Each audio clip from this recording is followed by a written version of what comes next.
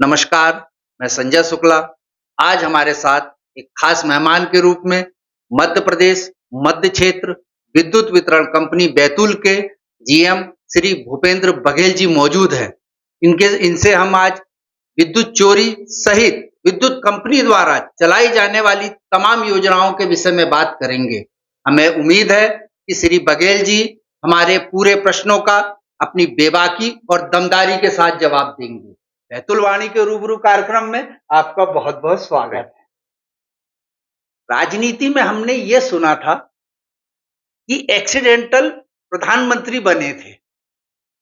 लेकिन पहली बार हमने ये देखा और पढ़ा और सुना भी है कि एक्सीडेंटल इंजीनियर भी होते हैं, जो कि आप हैं। क्या है इसके पीछे? थोड़ा बताइए ना। इसके पीछे का राज जानने के लिए हमें थोड़ा-सा ज़्यादा पीछे जाना पड़ेगा। मैं एक ऐसे परिवार से आता हूँ जिसमें ज़्यादातर इंजीनियर्स और डॉक्टर्स और 10th क्लास के बाद जब ऐसा मौका आया कि सब्जेक्ट चूज़ करना था, तो मेरा रुझान शुरू से ही सिविल सर्विस की तरफ ज़्यादा था। तो मैंने घर में बात रखी कि मैं सिविल सर्विस में जाना चाहता हूँ, इसलिए आर्ट्स के सब्जेक्ट को लेके आगे बढ़ूँगा। तो क्योंकि पारिवारिक दबाव ज़्यादा था कि नहीं तुम्हें तो इंजीनियर बनना है, तो फिर मैं इंजीनियरिंग प्रोफ़ेशन में आ गया और इंस्टाग्राम तो हालाँकि बाद में चालू हुआ, इसीलिए फिर मैंने अपनी प्रोफ़ाइल का नाम एक्सीडेंटल इंजीनियर कि करना चाहते तो कुछ और बन गए कुछ, जी, तो बिल्कुल। इसको आपने एक्सीडेंटल इंजीनियरिंग का नाम दे दिया। बाकी इंटरेस्टिंग है, जो भी पढ़ता है तो उसके दिमाग में ये चीज़ आती है कि ये एक्सीडेंटल इंजीनियरिंग है क्या?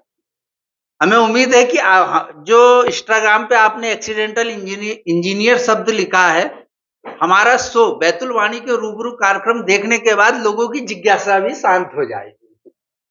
मध्य प्रदेश मध्य क्षेत्र विद्युत वितरण कंपनी में संभवतः आप सबसे कम उम्र के जीएम बने हुए हैं। जी। इस उपलब्धि को हासिल करने के लिए आपने क्या-क्या संघर्ष किया? इसके बारे में थोड़ा विस्तार से बताइए।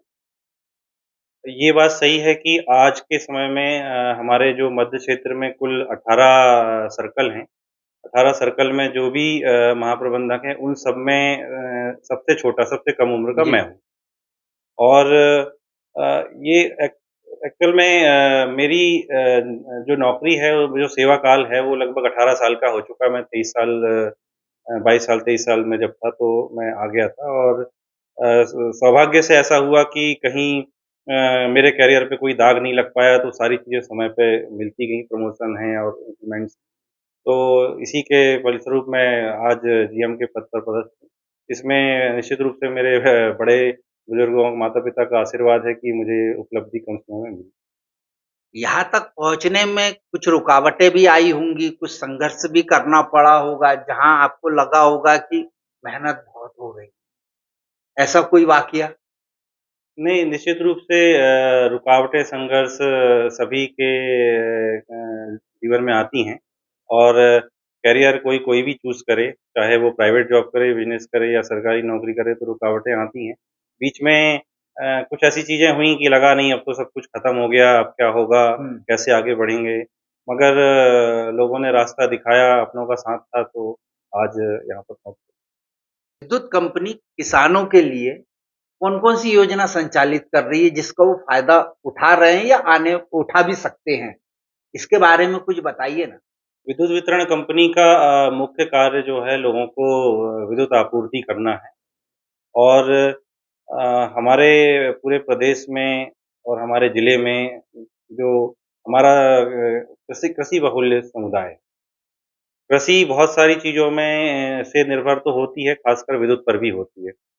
तो गवर्नमेंट का पूरा ध्यान कृषकों के फ़ायदे के लिए है और योजना जो चल रही हैं इसमें सबसे बड़ी योजना तो इनके कृषि पंप कनेक्शनों में जो छूट दी जा रही, सब्सिडी दी जा रही है, उसकी है। मैं उदाहरण के लिए आपको बताना चाहूँगा कि 5 एचपी का एक कृषि पंप एक कोई किसान लेता है और उसका साल भर का बिल करीब 34,885 रुपए रहता है और उसमें गवर्नमेंट सब्सिडी दे रही है 33,000 रुपए की। 93.6% उसमें सब्सिडी है। किसान को मात्र पूरे साल में 3600-3700 के लगभग अमाउंट जमा करना है। एक तो ये सबसे बड़ी बात है। दूसरी, यदि कोई किसान जिसकी ज़मीन 1 हेक्टेयर तक हो और वो हमारे अनुसूचित जाति, जनजाति समुदाय से आ रहा हो, तो उसको आजीवन फ्री बिजली का प्रावधान। तो ये 2 सबसे बड़ी योजनाएँ हैं जो दे रही सोलर को लेके अभियान चलाया जा रहा है पूरे देश भर में और अपने जिले में भी चलाया जा रहा है। तो इससे कहीं न कहीं विद्युत कंपनी को नुकसान होता है या हो रहा है? देखिए, हम यदि मैं बैतूल हालाँकि मेरे पास तो पूरा बैतूल ज़िला है और मगर मैं बैतूल शहर को लेके सोचूँ तो थोड़ा नुकसान तो हमको है इसमें। क्योंकि जो उपभोक्ता हमें बिना सोलर के ₹2500 का बिल दे रहा था, आज वो ₹100 ₹200 दे रहा है। मगर इसको हमें इसमें सीमित नहीं करना चाहिए। इसको हम बड़े परिदृश्य में देखें तो सोलर से जो बिजली का उत्पादन हो रहा है, अभी तो लोग घरों में रूफ़टॉप सिस्टम लगा रहे हैं। बाद में किसान लोग अपने खेतों में लगाएँगे। हमारे ज़िले में बहुत सारे 1 मेगावाट के एमओयू हो चुके हैं। तो जब ये जनरेशन होगा सोलर से, तो हमारे जो पावर प्लांट हैं, जो पुराने पावर प्लांट हैं, थर्मल पावर प्लांट हैं, जिसमें हमारी बिजली के जनरेशन की कॉस्ट ज़्यादा होती है, उस पे बहुत अंतर आएगा और इस सब का फ़ायदा कहीं न कहीं जो है हमें या हमारे उपभोक्ताओं को मिलेगा। तो यदि हम बड़े परिदृश्य में देखें तो नुकसान नहीं है और मैंने चूँकि बता चुका कि छोटे में देखें तो तत्काल में लगता है कि हाँ, हमें पैसा मिल रहा है, मगर ऐसा कुछ नहीं है। बैतूल जिले की जैसे अपन बात करें, तो बहुत सारे अभी गाँव ऐसे हैं जहाँ पर बिजली नहीं पहुँची है। इसको लेके आपकी कंपनी की कोई योजना है क्या कि भविष्य में वहाँ बिजली पहुँचेगी कर? ये सही बात है कि आज भी बैतूल जिले के लगभग 9-10 राजस्व ग्राम हैं, जिनमें बिजली नहीं पहुँची है। उसके अलावा कुछ छोटे-मोटे टोले, मंजरे, बसाहटें भी हैं जिनमें बिजली नहीं है। और मैं आपको बताना चाहूँगा कि मैं जब यहाँ पर पदस्थ हुआ था उप महाप्रबंधक के तौर पे अक्टूबर 2015 में, तब लगभग ऐसी बसाहटें ऐसे 50 के लगभग गाँव थे, जहाँ पे बिजली नहीं थी। बीच में सरकार की योजनाएँ आती गईं म अलग-अलग प्रोजेक्ट चलते गए, फिर सौभाग्य योजना भी आई जिसमें अधिकांश विलेजेज़ में, अधिकांश गाँव में हम लोगों ने बिजली पहुँचाई। अभी जो गाँव बचे हुए हैं जिनमें जो विद्युत विहीन हैं निश्चित रूप से उसमें बिजली पहुँचाना हमारी सबसे पहली प्राथमिकता है और इसके लिए केंद्र सरकार की एक योजना है मोटा 4 पार्ट बी स्कीम का नाम है। उसमें हमने डीपीआर तैयार करके स्वीकृति के लिए राज्य शासन के पास भेजी है और मुझे उम्मीद ही नहीं पूरा विश्वास है कि वर्ष 2026 में इन गाँव के अंदर विद्युतीकरण हो जाएगा। ऐसे कई मामले सामने आते हैं कि आपके बिना संज्ञान में ट्रांसफ़ार्मर लगा दिए जाते हैं और बिजली भी चालू कर दी जाती है। ऐसा आपके संज्ञान में आया है क्या कोई मामला कि विद्युत चोरी हो रही है, इसका रिकॉर्ड अपने पास में नहीं है? देखिए, बिना अनुमति के ट्रांसफ़ार्मर लगाने की घटनाएँ पूर्व में हमारे ज़िले में आई थी और विभाग ने उस पर कार्रवाई तत्काल करके इन सब घटनाओं पे रोकथाम काफ़ी हद तक लगाई है।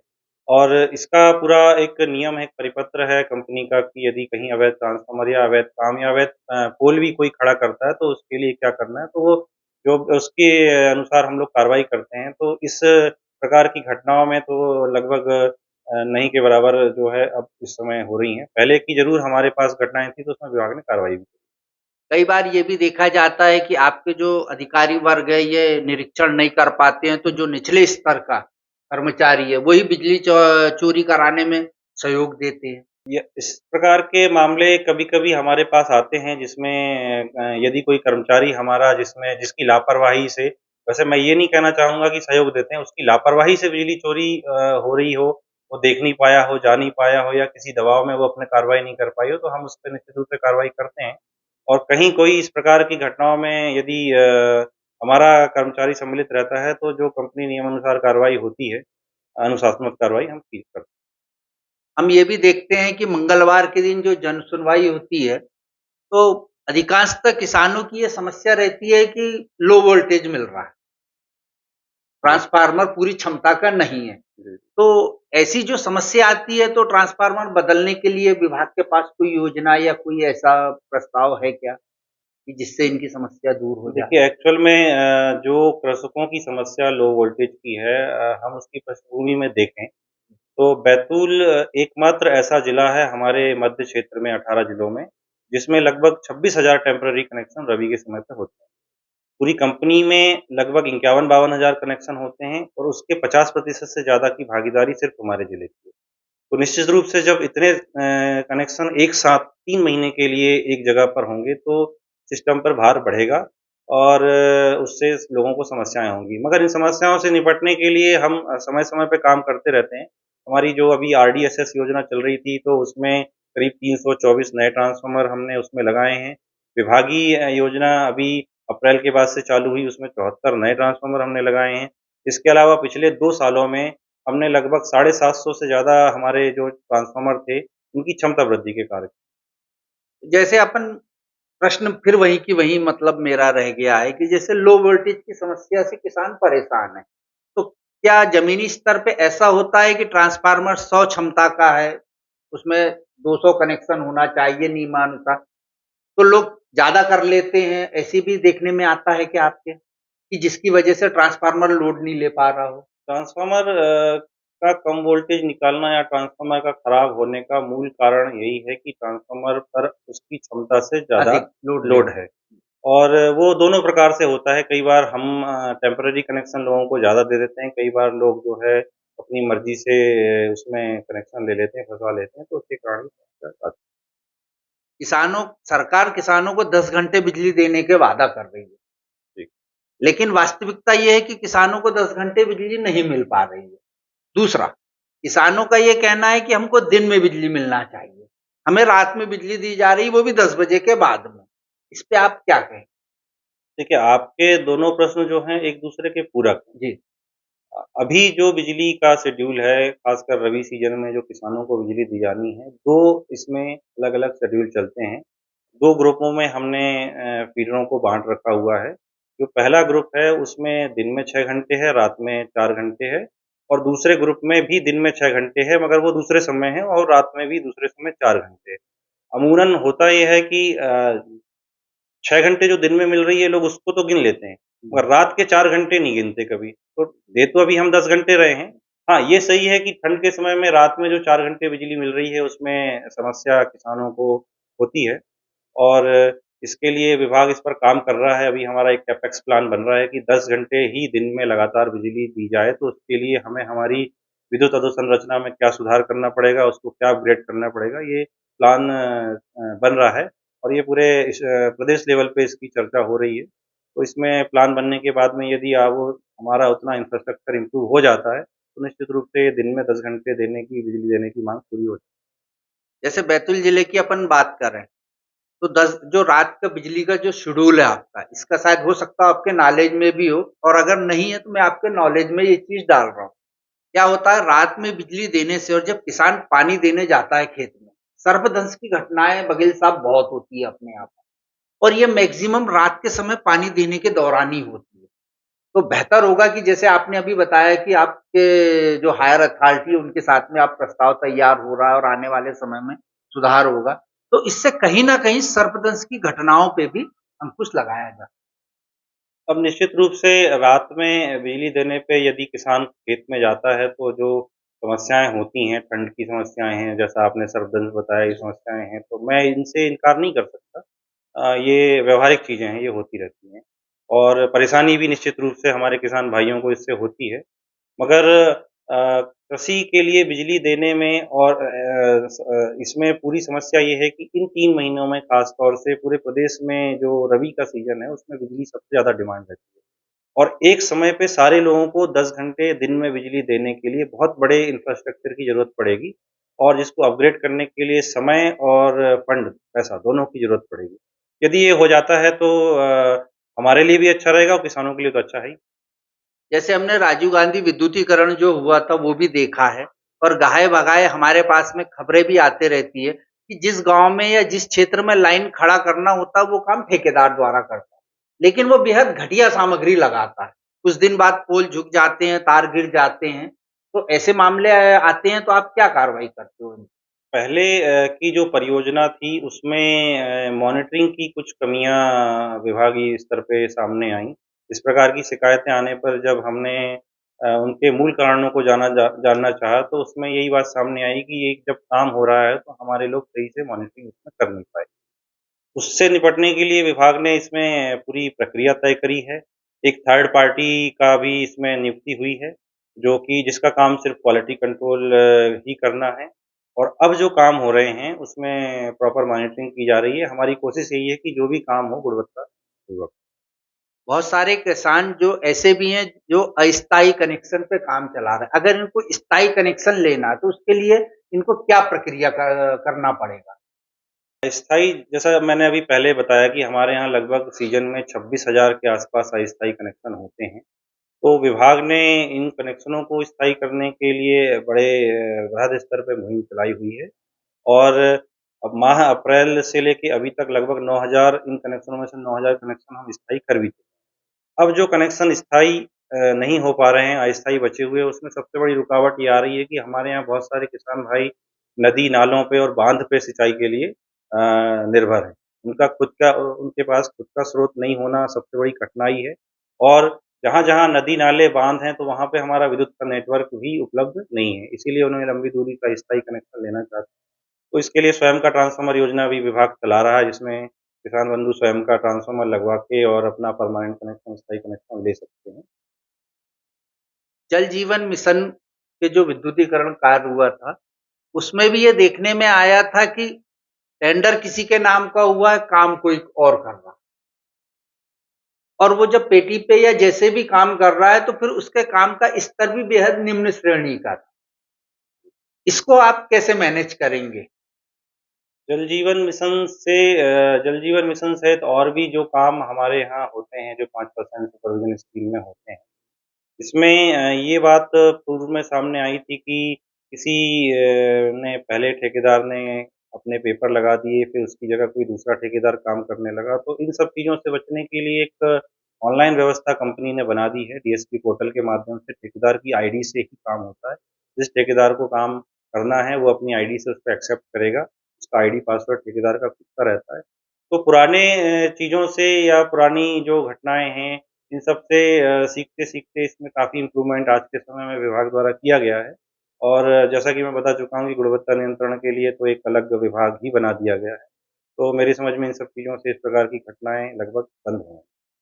जब बिजली चोरी का कोई प्रकरण बनता है, तो क्या आप पे पॉलिटिकल दबाव भी आता है कि सॉर्ट आउट कर दो पूरे मामले को? देखिए, बिजली चोरी एक अपने आप में बड़ा मुद्दा है। ये सही है कि हमारे लोग जब बिजली चोरी पकड़ने जाते हैं, तो उन्हें वहाँ की स्थिति के अनुसार अलग-अलग प्रकार से निर्णय लेने रहते हैं। मगर मेरी समझ में ऐसा नहीं है कि यहाँ से कोई बहुत ज़्यादा पॉलिटिकल दबाव कहीं ऐसा मिला हो। हाँ, ये ज़रूर है कि किसी व्यक्ति की स्थिति को देखते हुए कभी-कभी ये अनुरोध आते हैं कि भई इसका बिल देख लें, तो लोक अदालत या शासन जो स्कीम लाती है, तो उसमें उनको छूट भी मिल जाती है। शहर की अगर अपन बात करें, तो ये भी देखने में आता है कि मेंटेनेंस के नाम पे 4-4 5-5 घंटे की विद्युत कटौती है। क्या वाक़ई में मेंटेनेंस होता है कि सिर्फ़ कटौती की जाती है, बिजली बचाने के लिए? देखिए, मैं आपको बताना चाहूँगा मेंटेनेंस एक सतत प्रक्रिया है और यदि हमारे लोग निश्चित समय पे मेंटेनेंस नहीं करें, तो इसका खामियाज़ा किसी भी समारोह में, रात में अनावश्यक बिजली गुल होके हमको मिलता है। और आपका जो प्रश्न है इसीलिए इसकी मॉनिटरिंग के लिए भी ऑनलाइन व्यवस्था बनी हुई है। जब भी कभी मेंटेनेंस के लिए शटडाउन लेना पड़ता है तो उसकी 1 दिन पहले सिस्टम में एंट्री होती है और यदि हमने उसमें कारण मेंटेनेंस का बताया है या कोई निर्माण कार्य बताया है तो दूसरे दिन उस ऐप में जाके उसकी फ़ोटो हमें अपलोड करनी पड़ती है। तो अब ये समस्या नहीं है कि मेंटेनेंस के नाम पर बिजली बंद कर दी और मेंटेनेंस नहीं हो रहा है। तो मेंटेनेंस जो हमारे लोग कर रहे हैं वो अब तो प्रॉपर तरीके से कर रहे हैं।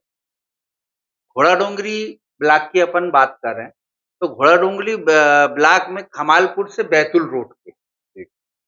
सैकड़ों आदिवासी डीजल पंप से खेती कर रहे हैं, क्योंकि वहाँ बिजली नहीं पहुँच पाई है। क्या कारण है कि वहाँ बिजली नहीं पहुँच पाई है या कब तक पहुँच पाएगी? ऐसा कोई प्लान अगर हो आपके नॉलेज में तो? देखिए मैं उसके पीछे जो मुझे 2 कारण समझ में आते हैं। पहला कारण तो ये कि विभाग की कोई भी योजना ऐसी नहीं है जिसमें कृषकों को नए कनेक्शन के लिए बिजली विभागीय खर्चे पे पहुँचाई जाए। जी। इसके लिए हमेशा से कहीं न कहीं राज्य शासन से या जो स्थानीय स्तर पर हमारे अनुसूचित जनजाति कार्य विभाग है, उससे फंड मिले तो इस प्रकार की योजनाओं पे काम हो सकता है। दूसरा जो सबसे बड़ा कारण जो है उस जिस क्षेत्र की आप बात कर रहे हैं या हमारे विद्युत विहीन जो अभी गाँव हैं उनकी हम बात करें तो सबसे बड़ा कारण वन विभाग बाधा है। हाँ, वन एनओसी का एनो एनो पेज। एनओसी का इश्यू आता है वन विभाग में। एक तो उसकी वन विभाग से कोई भी प्रक्रिया परमिशन लेने की प्रक्रिया बहुत लंबी है। ख़ास तौर से हमारे यहाँ जितना प्रोजेक्ट कॉस्ट नहीं होता, उससे कई गुना ज़्यादा कॉस्ट वन क्षतिपूर्ति के रूप में वहाँ जमा करना पड़ता है। ये एक सबसे बड़ी कमी हमारे ज़िले के साथ है, चूँकि हमारा ज़िला वनबहुल ज़िला है। मगर फिर भी प्राथमिकता के हिसाब से अलग-अलग जगहों पे काम चलता है। तो मेरे समझ में ये 2 कारण सबसे बड़े हैं, जहाँ जिसके कारण उस क्षेत्र में बिजली नहीं पहुँच रही है। बघेल साहब, आपने कीमती समय दिया, आप हमारे स्टूडियो में आए और आपने पूरी बात रखी, इसके लिए आपका बहुत-बहुत धन्यवाद। धन्यवाद।